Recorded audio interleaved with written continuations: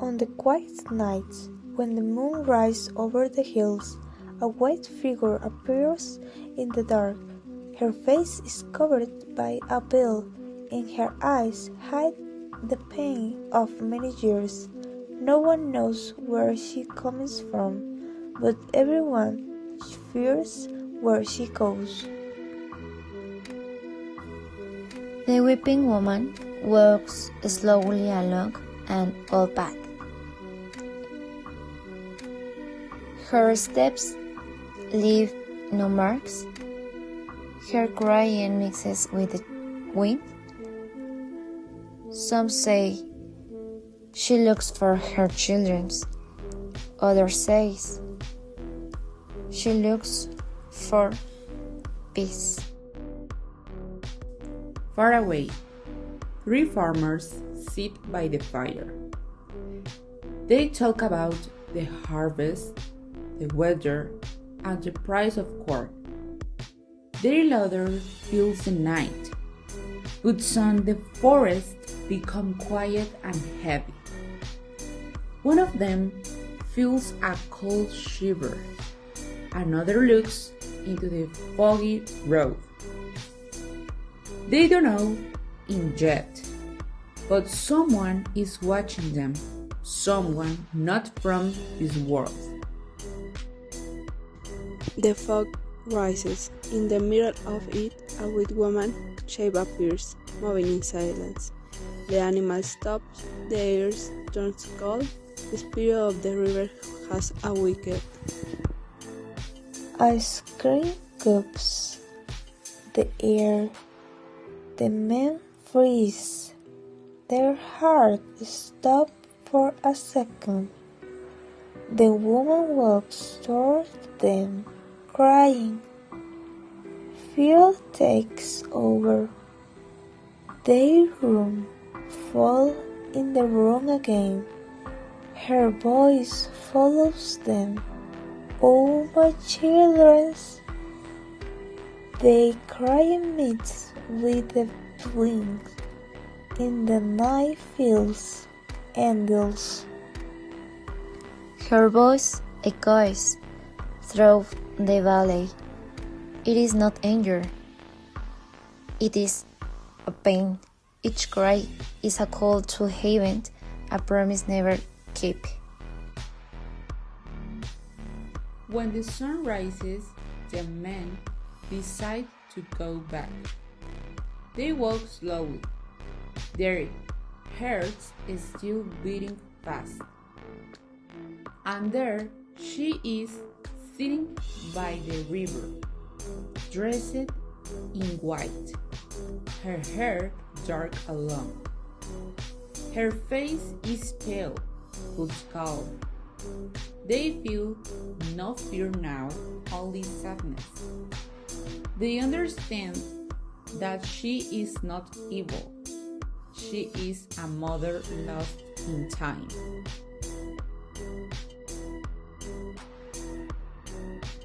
By the lake, the water shows her reflection. The light touches her face, and for a moment she looks human. A mother who lost everything.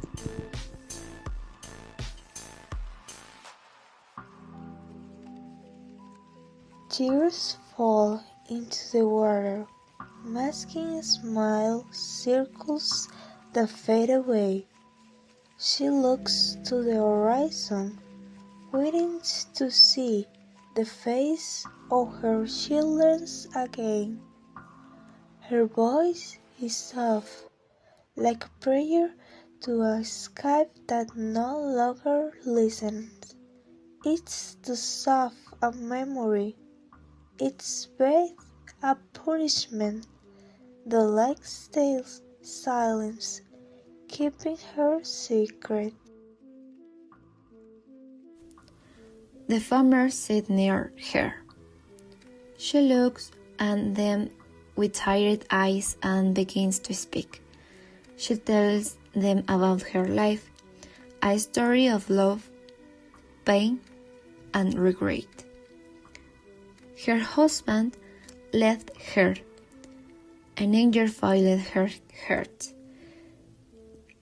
In her madness, she threw her children into the river. When she realized what she had done, her soul broke forever. Now, she walks the earth, crying for forgiveness, calling the names of her lost children. The men listen quietly. The wind moves the trees, carrying her story across the land. They finally understand that her soul belongs to sorrow, not to death.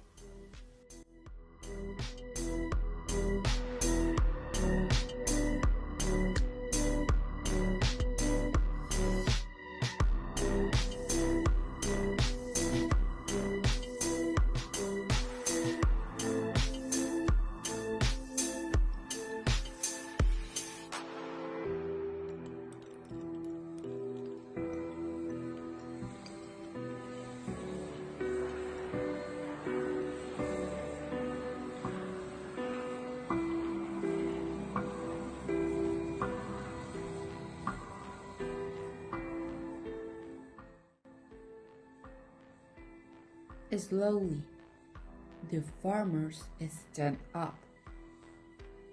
There are no words to say, only silence and respect. The water shines as they walk away. They don't look back, afraid to see her one last time.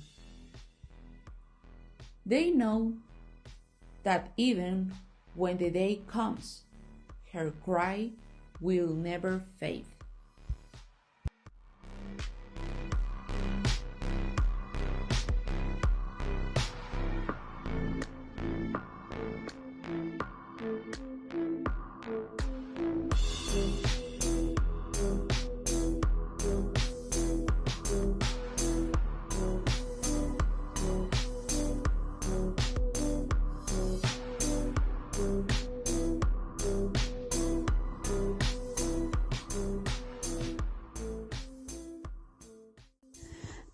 That night, the farmers tell their wives what they saw.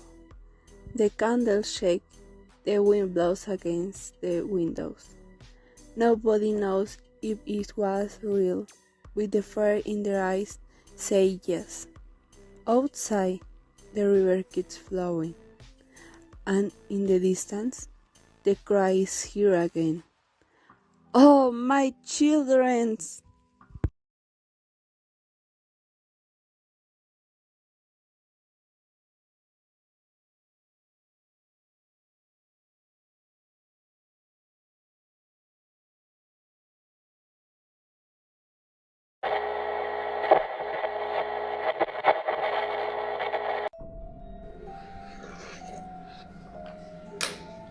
Querétaro, a city full of history, beyond legends. Its colonial streets hide secrets and many prophets do not tell. Among them, untold sends chills down the spine, the legends of Mijangos. Her real name was Claudia Mijangos Arzac, a well-known and respected woman in Querétaro society during the 1980s. She was a catechism teacher, mother of 3 young children, and lived in a house in the Jardines de la Hacienda neighborhood. At first glance, her life seemed perfect, but in her mind, shadows had begun to appear. They say that after separating from her husband, Claudia began to act strangely. She claimed to hear voices, to see figures, and to say the sky was divided between angels and demons. Those closed their doors, it was dressed, but no one imagined what was about to happen. On the night of April 24, 1988, Querétaro awoke the horrific news. In that house, one of the most shocking crimes in the state's history had taken place. Claudia, in the middle of a mental breakdown, completely lost control. That said, the voices ordered her to free her children from evil. That night, she committed an act that will forever make Querétaro's memory. When the police arrived, the scene was heartbreaking that many couldn't hold back their tears. Claudia was found in shock, covered in blood. unable to understand what she had done. Sunday, Mihan's house has been abandoned. For years, no one to live there. Neighbors claim they can still hear screams, footsteps, and cries of children at night. Some say that the lights turn on by themselves, the doors open and close, and that if you walk past the house, you can feel a person watching you from the windows. There are those who believe that the souls of the children still can rest, and that Claudia Tab alive remains trapped in her of torment. Today, more than 30 years later, the history of the Mijangos is the still alive. Not only and the tragic event, but also as the warning about the limits of the human mind. The line mature reason and manners can be so thin. They sometimes and the calmest people are not safe from their outward demons. So if you ever walk to Querétaro and pass by the Mijangos house, not stop, not looking at the windows, and you hear whisper carrying your name, just keep working. Claudia Mijangos was released on April 24, 2019 from the Tepan Gomez Rehabilitation Center in Mexico City.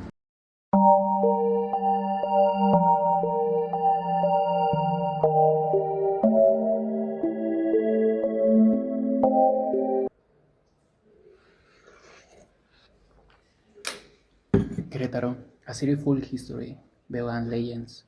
Its colonial streets hide secrets and many prophets do not tell. Among them, untold scenes chills down the spine, the legends of Mijangos. Her real name was Claudia Mijangos Arzac, a well-known and respected woman in Querétaro society during the 1980s. She was a catechism teacher, mother of 3 young children, and lived in house in the Jardines de la Hacienda neighborhood. At first glance, her life seemed perfect, but in her mind, shadows had begun to appear. They say that after separating from her husband, Claudia began to act strangely. She claimed to hear voices, to see figures, and to say the sky was divided between angels and demons. Those closed their doors, it was dressed, but no one imagined what was about to happen. On the night of April 24, 1988, Querétaro awoke the horrific news. In that house, one of the most shocking crimes in the state's history had taken place. Claudia, in the middle of a mental breakdown, completely lost control. That said, the voices ordered her to free her children from evil. That night, she committed an act that will forever make Querétaro's memory. When the police arrived, the scene was heartbreaking that many couldn't hold back their tears. Claudia was found in shock, covered in blood, unable to understand what she had done. Sunday, Mihan's house has been abandoned. For years, no one to live there. Neighbors claim they can still hear screams, footsteps, and cries of children at night. Some say that the lights turn on by themselves, the doors open and close, and that if you walk past the house, you can feel a person watching you from the windows. There are those who believe that the souls of the children still can rest, and that Claudia Tab alive remains trapped in her of torment. Today, more than 30 years later, the history of the Mijangos is the still alive. Not only and the tragic event, but also as the warning about the limits of the human mind. The line mature reason and manners can be so thin. They sometimes and the calmest people are not safe from their outward demons. So if you ever walk to Querétaro and pass by the Mijangos house, not stop, not looking at the windows, and you hear whisper carrying your name, just keep working. Claudia Mijangos was released on April 24, 2019 from the Tepan Gomez Rehabilitation Center in Mexico City.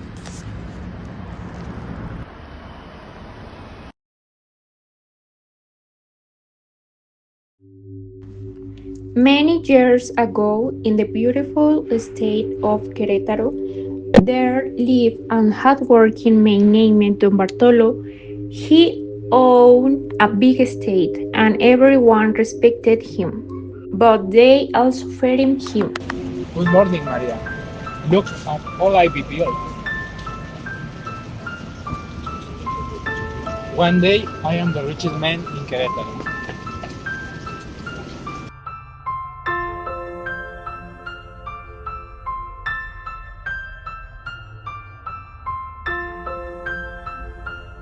Don Bartolo, the life isn't all about money. They say the devil listens to praying. Ha! Those are just stories. The devil doesn't exist.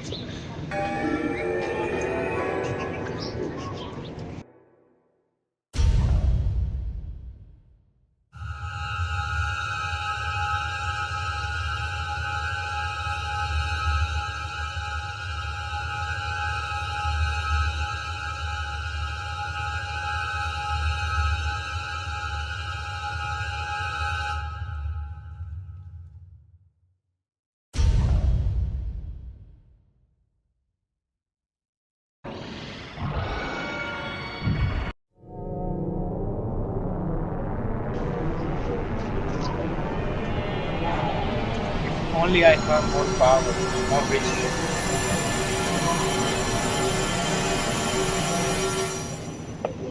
Did you say riches, Don Bartolo? Who are you?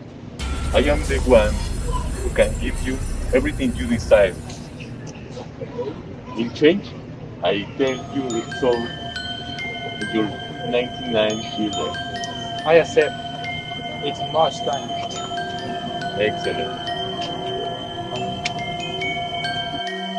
Years went by. Don Bartolo became rich, but also lonely.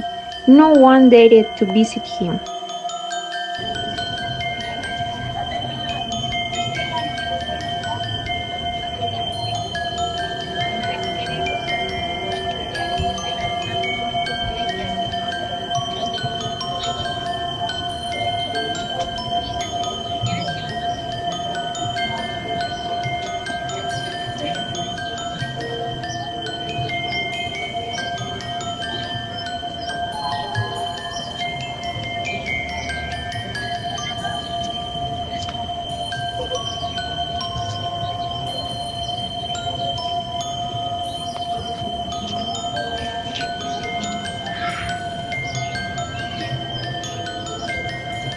Don Bartolo, tomorrow you'll be 99 years. You should go to the church. No, Maria. No. No one enter my room. No one. You are doomed? No one. No one. No one. The next day, the town heard a terrible noise from Don Bartolo's house. Don Bartolo, for the love of God, open the door. No, not yet.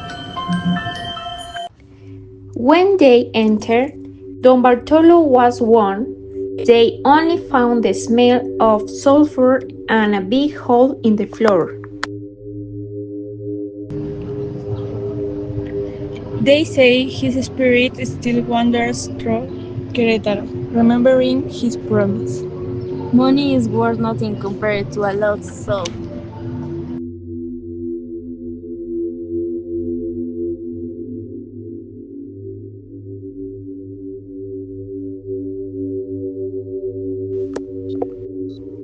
And so ends the legend of Don Bartolo, the man who tried to fool the devil and lost his soul.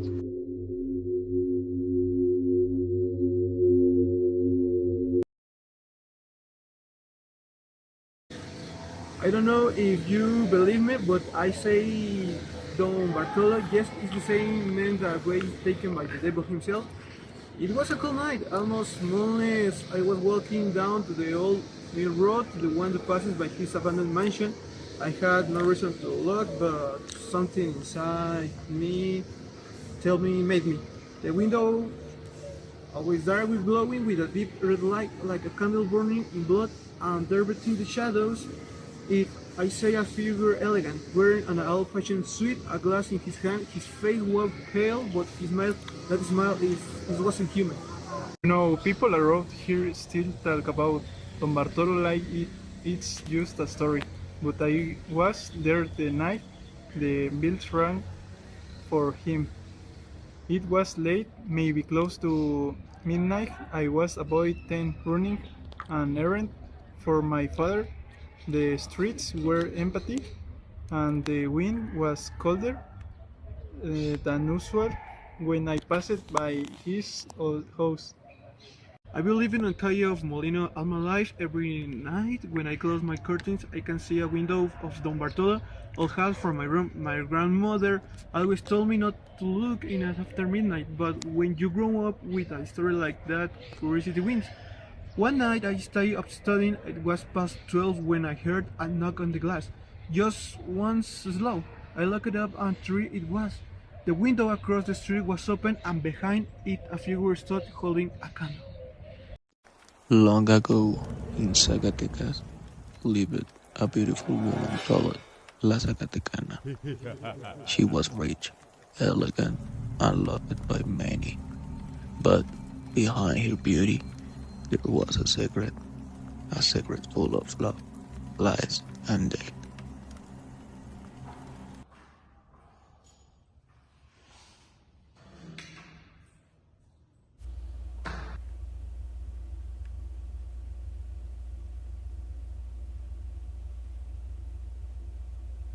Hi, darling. Hi, Maria. I'm back. How are you? Could you please put your book down? Okay, it's here. Where were you today? I'm just walking in town and I'm buying food. It's only. People are talking. They say they saw with a man, a young man. No, that's not true, Jorge. I don't want to analyze in my house. They use Joseph. It's only. Maria, it's me. Let me in. Pedro, you shouldn't come here. I had to see you. I miss you every day. My husband suspects something. You must be careful. Didn't let him. Maria. I can't, Pedro.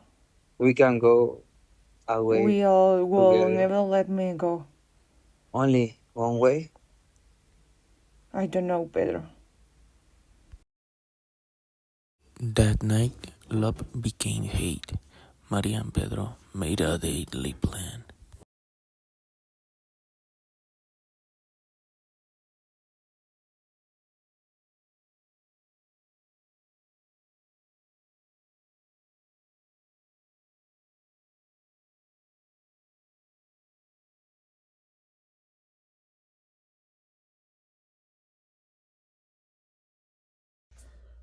Why is it so dark?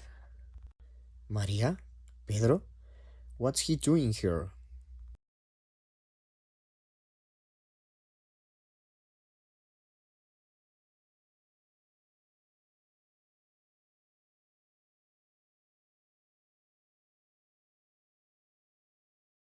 Now we need. It's too late to stop now. We need to bury my garden. Do you trust me? Now. Come here and get up.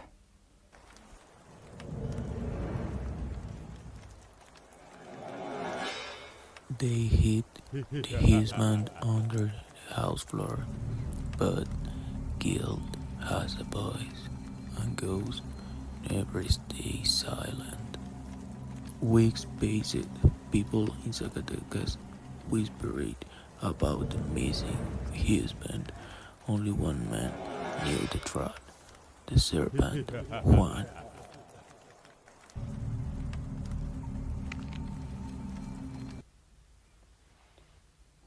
Hi.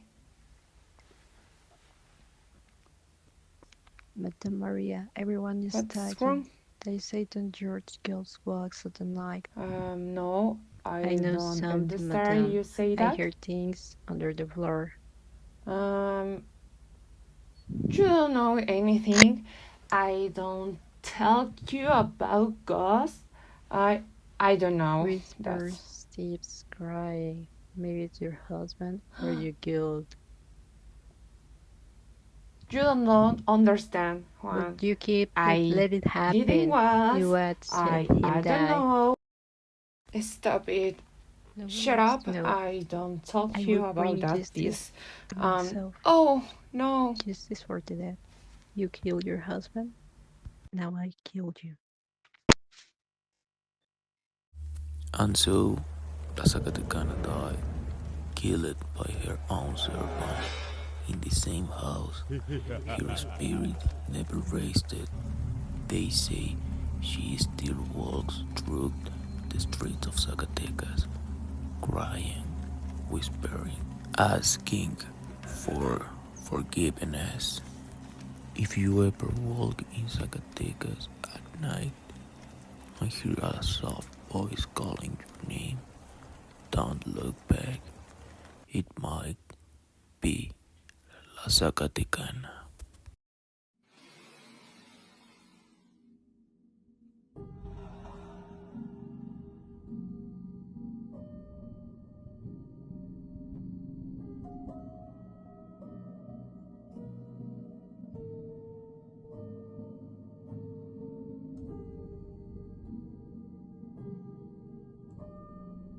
Mexico is a country full of legends, colors, and traditions. In almost every city, there is a story that mixes love, tragedy, and mystery. And one of the most famous ones comes from a beautiful city called Guanajuato. Guanajuato is known for its narrow streets, colorful houses, and romantic atmosphere. It's a place full of life, music, and history. When you walk through in small alleys, it feels like going back in time. Every corner has a secret to tell. One of the most popular spots is a teeny alley hidden between two old houses. It's so narrow that people can touch both walls at the same time, and that place is called the Alley of the Kiss, or El Callejón de Beso en español. At first, it looks just like another tourist place, but behind those colorful walls, there's a story about two young lovers who never meant to be together, a story of love so strong that it survived even death. Today, thousands of couples visit the alley every year to take pictures and remember the legends. But very few people know how it all started. So now let's go back in time and hear the tragic story of Carmen and Luis.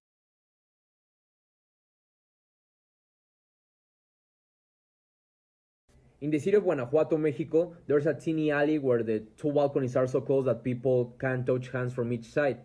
They call it the Alley of the Kiss. A long time ago, Carmen, a rich girl, lived in one of these houses. Across from her lived Luis, a young miner with a good heart.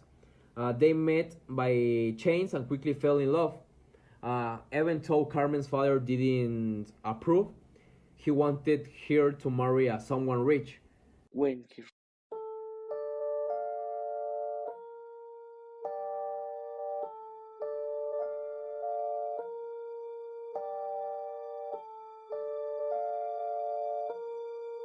father found out about Liz, he got very angry and looked at Carmen inside her room. But Luis didn't give up. He saved money and bought the small house right across from her window so they could still see each other. The balconies were so close that they could kiss from across the alley. One night, Carmen's father caught them. In a fit of rage, he stabbed his daughter right as she reached to hold Luis' hand. She died there between the balconies, and Luis never recovered from it. People say that if you visit the alley today and kiss your partner on the first tip, you'll have 7 years of good-looking love, but if you don't, you'll have 7 years of bad luck instead.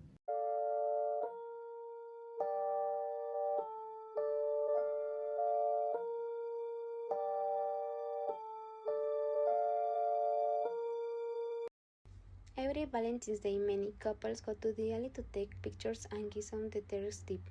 Some people even get engaged there. It has become a symbol of tradition in Mexico.